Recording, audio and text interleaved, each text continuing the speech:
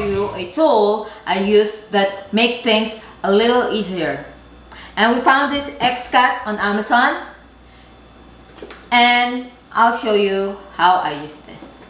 So get this, mostly I use this small cutter and this catcher and this white thing over top, and let's put this and put the potatoes that, and just push, like not too hard push, just give it like.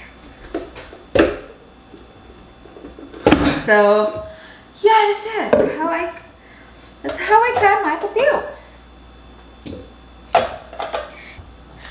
So guys, it cuts beautifully.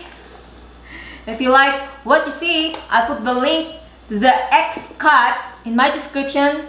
And until next time, bye!